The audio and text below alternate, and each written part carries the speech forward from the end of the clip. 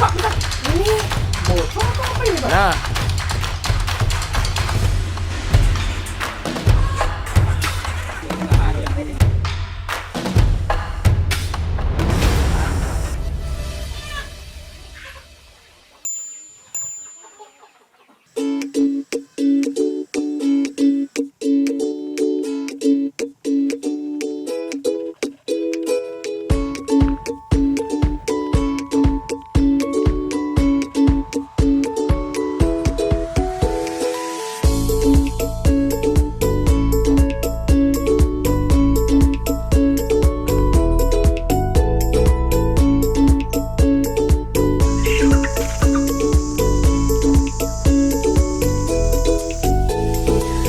Berbicara mengenai peternakan ayam kampung. Nah, di segmen budidaya kali ini, saya akan mengajak Anda melihat bagaimana perawatan serta pengembangbiakan ayam kampung di Sulawesi Barat yang sedang booming kali ini, yaitu ayam KUB atau ayam kampung unggul Balit Bangtan. Di Desa Batu Pangadala ini adalah tempat pengembangbiakannya. Di sini ada kandang yang merupakan tempat di mana perawatan serta pembibitan ayam KUB ini dilakukan. Nanti kami akan bersama dengan Pak Hadi dari Balit Bangtan Sulawesi Barat yang akan memandu kita bagaimana sih ayam KUB ini.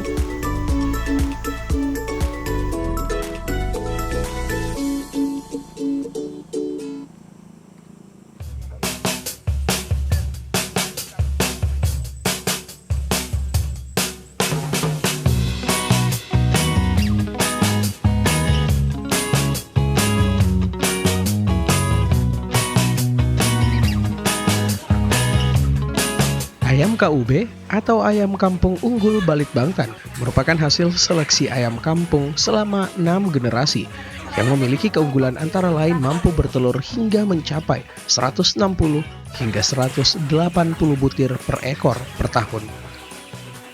Masa mengeramnya pun berkurang hingga tinggal 10%, sehingga ayam ini cepat bertelur kembali. Selain itu, ayam ini ternyata dapat tumbuh lebih cepat daripada ayam kampung biasanya. Ayam kampung ini awalnya dikembangkan oleh Badan Pengembangan dan Pertanian yang bertempat di Ciawi, Bogor, dan kini pada tahun 2019 melalui Balit Bangtan, Sulawesi Barat, dibentuklah peternakan ayam KUB dan kini memiliki 2 kandang plasma serta 1 kandang inti. Pak Hadi. woi, Mas. Siap. Gimana? Nah, ini Pak Hadi kan tadi saya penasaran sekali dengan ayam KUB ini. Kebetulan Pak Hadi ini penanggung jawabnya, pengembangannya. Jadi saya sudah berbicara dengan orang yang tepat. Jadi Pak Hadi ini ayam KUB itu sebenarnya kayak gimana sih Pak? Ayam KUB di penghujung tahun 2019, BPTP Sulawesi Barat mendapat amanah untuk mengembangkan. Iya, jadi kami berkomitmen ayam kampung unggul Balit Bangtan ini bisa membumi di Sulawesi Barat. Salah satunya di lokasi kami ini kebun percobaan kami.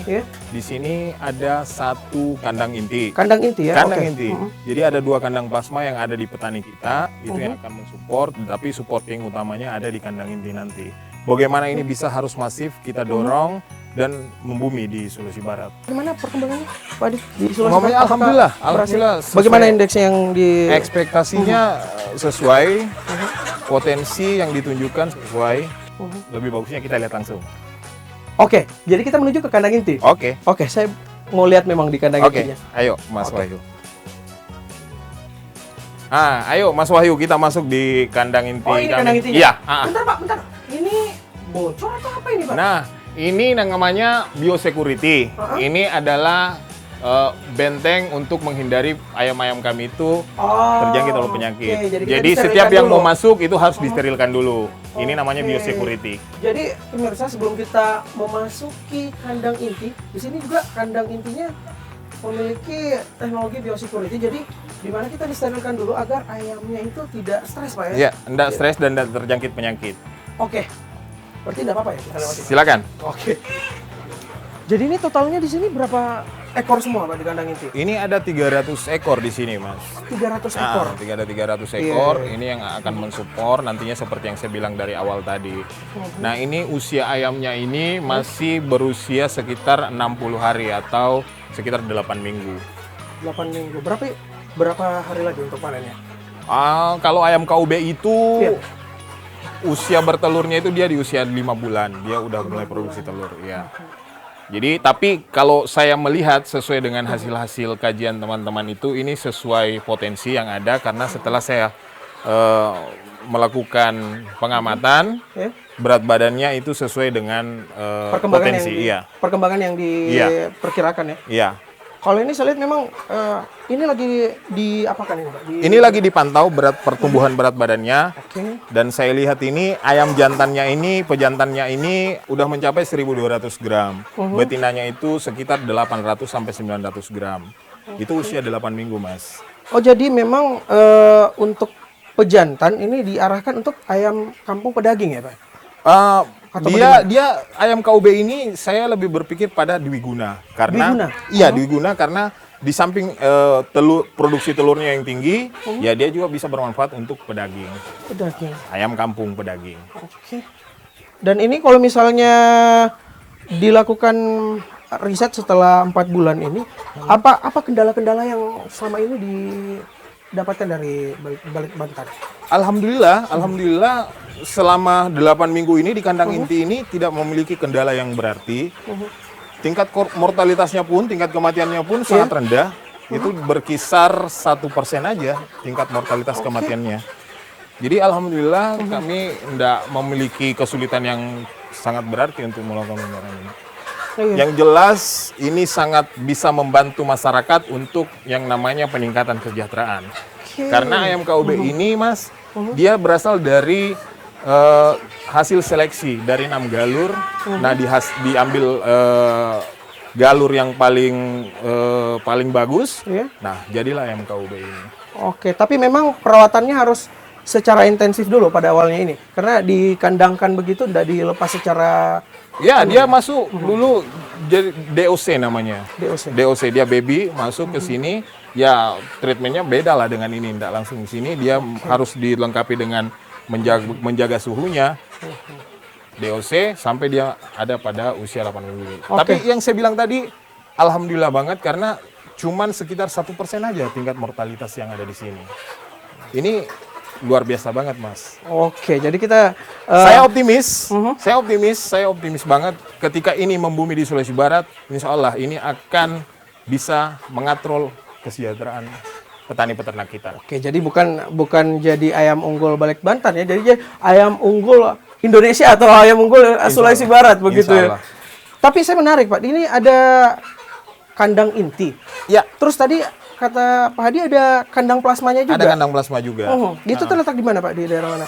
Kandang plasma itu ada di Kabupaten Polman, Kecamatan Limboro, terus ada di Kecamatan Tubo, Kabupaten Majene. Masing-masing ditangani ya Pak ya? Masing-masing ditangani petani-petani kami. Kalau yang di Polman ditangani sama? Ditangani oleh kelompok tani Payung Teduh. Seru juga itu. Payung Teduh. Seru juga itu Payung Teduh. Kayak nama band musik lagi. Itu maksud saya Pak. Iya. Maksudnya menarik juga ini kelompok taninya. Jadi apa yang dikembangkan di sana, Pak? Ya ayam KUB juga. Tapi kami selalu memberikan treatment, kami selalu melakukan pendampingan teknologi dan ada beberapa inovasi pemberian pakan suplemen dan banyak inovasi-inovasi lainnya yang dilakukan di sana. Dan alhamdulillah di kelompok tani Payung Teduh itu progresnya lumayan bagus. Baik. Jadi saya diajak ke plasma dong, Pak ya. Jadi intinya saya sudah lihat nih bagaimana pengembangan ayam KUB di kandang inti. Tapi saya menarik ke kandang plasma yang dikelola sama Payung Teduh itu, Pak. Bisa dipandu ya, Pak ya? Pasti, Mas Wahyu. Apa yang nggak buat Mas Wahyu? Kita mau pergi Pak Hadi. Oke.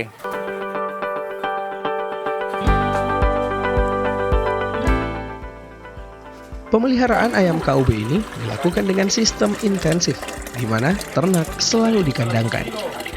Sistem ini dinilai memudahkan pelaku usaha dalam melakukan manajemen pemeliharaan, seperti pengaturan pemberian pakan, waktu produksi, dan mempermudah pemanenan telur. Selain itu, Demi mencegah adanya penyakit di kandang, pihak dari BPTP Sulawesi Barat juga rutin melakukan biosecurity pada ternak dan lingkungan ternak, serta melakukan vaksinasi dan pemberian vitamin secara berkala. Vaksinasi itu adalah hal yang penting yang perlu diperhatikan dalam pengembangan ayam KUB. Kenapa? Karena vaksinasi ini merupakan pencegahan penyakit. Jadi kalau di dalam pengembangan ayam KUB yang kami lakukan di sini, kami memberikan 3 jenis vaksin. Yang pertama itu vaksin ND diberikan pada minggu pertama, minggu ketiga, dan minggu ke-6. Nah, pemberiannya itu melalui tetes mata atau melalui air minum. Sedangkan vaksin yang kedua itu ada yang namanya vaksin gumboro. Vaksin gumboro diberikan pada minggu kedua dan minggu keempat. Nah, yang paling utama, vaksinasi yang paling utama itu yang flu burung. Flu burung ini karena ketika mewabah, flu burung mewabah, maka ayam tidak menunggu waktu lama akan mati. Makanya hal ini penting, makanya kita beri vaksin flu burung untuk mencegah terjadinya wabah. Nah, diberikan pada umur 35 hari. Dalam pemeliharaan ayam KUB ini banyak yang perlu diperhatikan. Selain memperhatikan konstruksi kandang, juga perlu dilengkapi dengan peralatan yang mempermudah pemeliharaan. Sementara untuk bahan-bahan yang digunakan sebagai perlengkapan kandang, mempertimbangkan sisi ekonomis dan tentunya aman untuk ternak.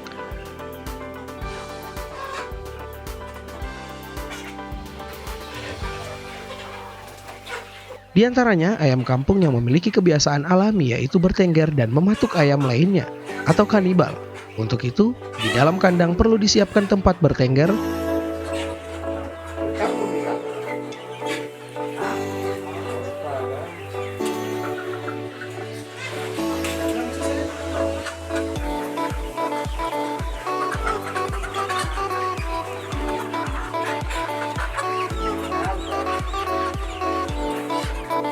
pemilihan bibit atau seleksi betina induk dan pejantan menjadi hal yang perlu dilakukan.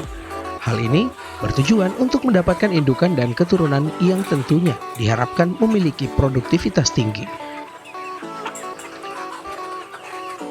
Dalam memilih pejantan, hal yang perlu diperhatikan antara lain ayam kampung yang berumur sekitar 1 tahun hingga 2,5 tahun atau dalam bentuk fisik sudah nampak taji.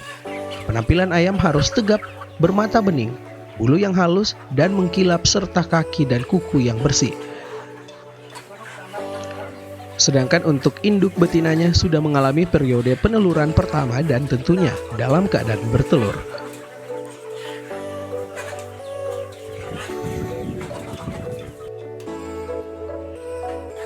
Menjaga kandang dari pengaruh buruk iklim juga sangat perlu. Oleh sebab itu pada malam hari selain menutup kandang dengan terpal, pengaturan suhu ruang kandang juga dilakukan dengan tetap memberikan penerangan menggunakan lampu pijar.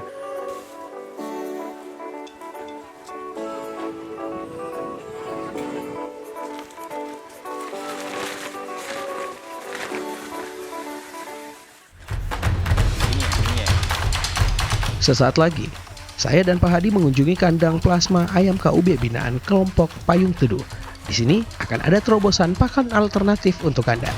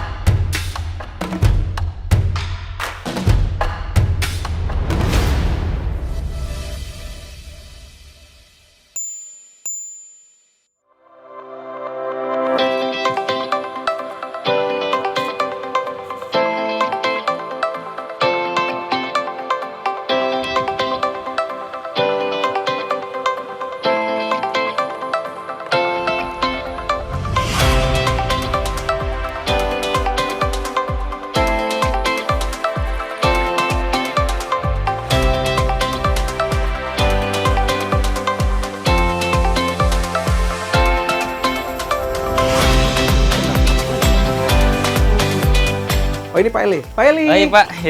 Iya Pak. Mohon maaf ganggu ini Pak di kandangnya. Pak. Iya. Pak Eli, menurut dari Pak Hadi sendiri sih ini kandang plasmanya sudah kan bertahan berapa bulan? Sudah berapa bulan? Sudah 4 bulan. Oh, sudah 4 bulan. Iya. Saya lihat kandang plasmanya itu tergolong milenial juga sih, karena namanya juga dari namanya Ya, saja dia dari sudah kandang payung teduh teduh. gitu ya. Iya. Jadi Pak Eli, ini perawatan ayam KUB sendiri ini dibandingkan dengan ayam kampung biasa ini. Iya. Ini perawatannya seperti apa? Perawatannya cukup mudah. Ya. Maksudnya ya kita kasih makan pagi dengan pakan alternatif yang kita ini sendiri. Terus pagi dan sore sesuai dengan takaran yang ini. Iya, sesuai dengan takarannya. Tapi di sini menurut Pak Adi juga di sini ada pakan alternatif juga yang diterapkan ya. Iya, Di sini kebetulan kami menggunakan ini pakan juga Pak alternatif. Adi ya, jadi pengembangan yang dilakukan oleh peternak, begitu inovasi Iya, juga iya. yang dilakukan. Kita sambil ngobrol-ngobrol jalan Iya, dulu Pak Adi. Jadi kalau melihat memang ini kan sudah mencapai 4 bulan Pak Adi. Iya, 4 bulan 10 hari. Selama melakukan perawatan mungkin ada hambatan-hambatan yang dirasakan? Kalau hambatan dari faktor cuaca, Iya. kayak sekarang karena lagi musim hujan, Iya. jadi kondisi tubuh ayam agak sedikit menurun biasanya kalau ini. Oh begitu. Jadi kita melakukan semacam kayak Tindakan gitu ya? Iya, untuk mengantisipasi itu semua. Iya. Dengan cara memberikan kayak semacam air gula untuk proses Tambahan ya, gitu ya? hangatan tubuh. Suplemen. Ya, Tambahan suplemen. Ya karena memang ayam KUB ini apalagi perawatannya dilakukan secara intensif ya, Iya. dilakukan dengan pengandangan. Tapi yang membedakan ayam kampung biasa dengan ayam KUB ini dari bobot hingga apalagi pakannya, apa lebih banyak atau bagaimana?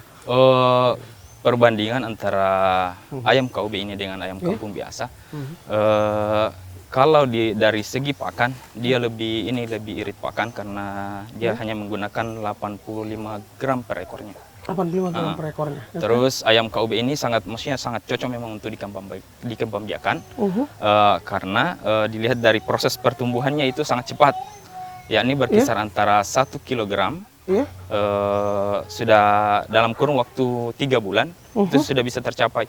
Sedangkan ayam kampung biasa dia itu proses pertumbuhannya agak lambat, yakni berkisar antara 5 sampai 6 bulan.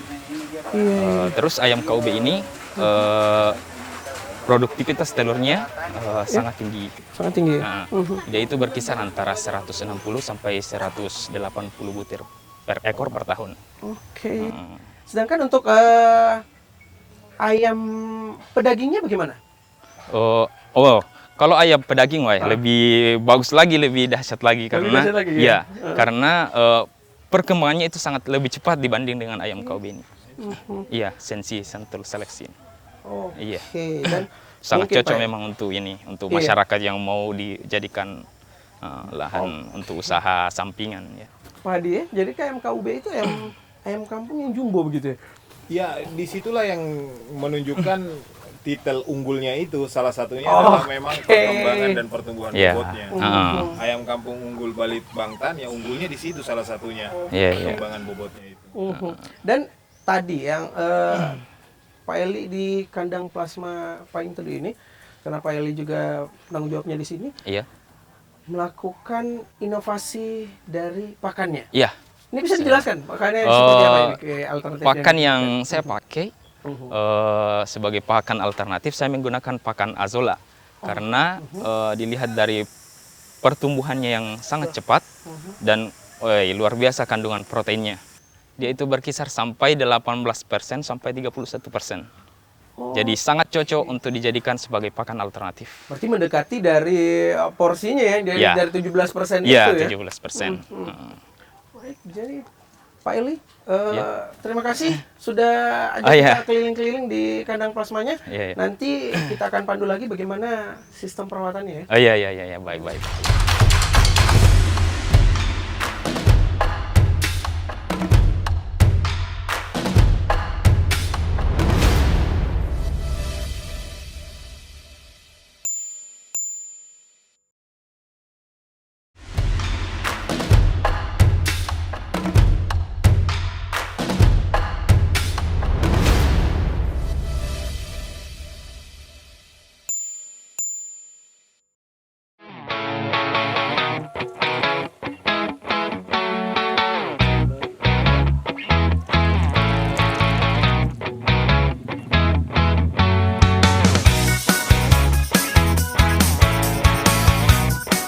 Pemberian ransum merupakan hal penting yang harus diperhatikan agar mendapatkan hasil yang maksimal.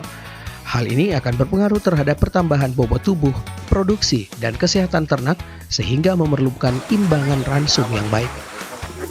Ayam KUB diberi ransum konsentrat yang mempunyai kadar protein kasar sekitar 17%.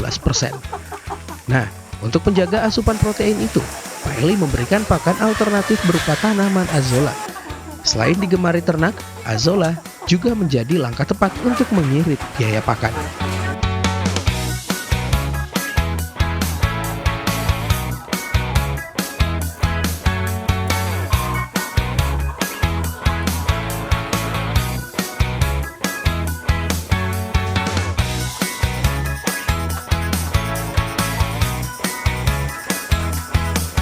Jadi, sobat budidaya, untuk memberikan pakan alternatif di sini kelompok tani Payung Teduh menyediakan ini tanaman azolla, Pak ya? Tanaman azolla. Tanaman azolla yang dibuat ada kali berapa ini ukurannya? Ada 2x3.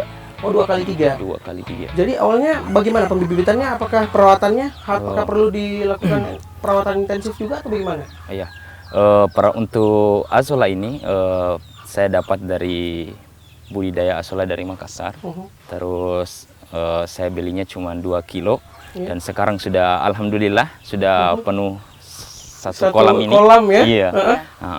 Terus untuk perawatannya wah sangat mudah sekali karena cuman cucian air beras Oh, saja. air cucian beras Iya. ya? Jadi setiap kali habis masak, air cucian berasnya kita tuang di sini. Jadi tidak terbuang percuma ya untuk Tapi ini kan untuk pakan setiap hari. Apakah tidak habis? Oh, Tidak pernah habis atau bagaimana? kalau untuk pakan tiap hari, wah, alhamdulillah tidak berkurang karena kenapa? Azolla ini maksudnya pertumbuhannya sangat cepat. 20 kali lipat kalau tidak salah ya 20 kali lipat per 2 hari. Iya, jadi untuk pakan ayam di sini maksudnya ya cukuplah untuk ini. Untuk Bisa ayam diambil untuk di sini. 1 kilo per hari. Ya, 1 kilo. 1 kilo per hari. Iya, Yang awalnya cuma bibitnya 2 kilo. 2 kilo. Iya. Itulah inovasi yang dilakukan ya dalam pemberian pakan juga di kelompok tani Payung Teduh ini. Tapi tetap binaan dari Balik Banten juga, Pak ya. Iya. Untuk mengembangkan ayam KUB. Iya. Jadi peternak yang memiliki kendala di pakan Iya, bisa. ini merupakan solusinya. Iya. Jadi solusinya cukup Betul. bagus. Iya. Baik. Dan sobat budidaya, itulah tadi bagaimana perkembangbiakan ayam KUB yang ada di Sulawesi Barat, dan kita sama-sama berharap ya dari masyarakat juga dapat mengembangkan ayam KUB ini karena memang dinilai lebih daripada ayam kampung biasa. Demikianlah budidaya episode ayam KUB kali ini. Saksikan terus budidaya di episode lainnya setiap hari Selasa pukul 18 waktu Indonesia Tengah. Sampai jumpa.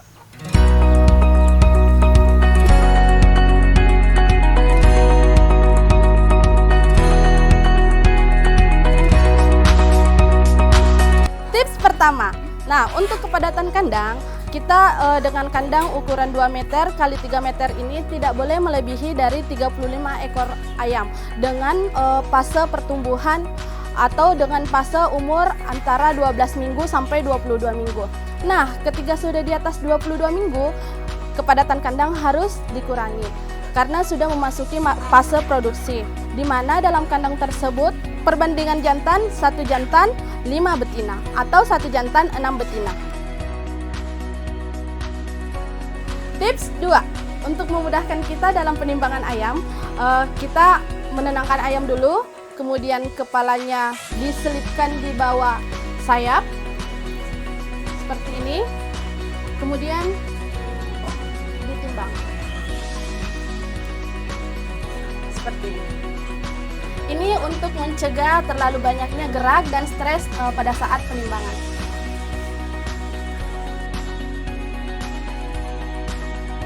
Tips ketiga, pemberian pakan dengan kandungan nutrisi yang sesuai dengan kebutuhan ayam. Nah, pada fase starter, pakan yang diberikan dengan kandungan nutrisi 17,5% protein kasar dengan kandungan energi metabolisme 2800 kilokalori per kilogram pakan. Pada fase grower diberikan pakan dengan kandungan nutrisi 16% dengan kandungan energi metabolisme 2800 kilokalori per kilogram pakan. Sedangkan pada fase produksi, pakan yang diberikan dengan kandungan nutrisi 17% protein kasar dengan kandungan energi metabolisme 2800 kilokalori per kilogram pakan. Sedangkan untuk pakan alternatif, kita bisa memberi tanaman azolla, tepung gaplek, atau tepung bekicot. Asalkan kandungan nutrisi sesuai dengan ketetapan yang sudah kita tentukan tadi.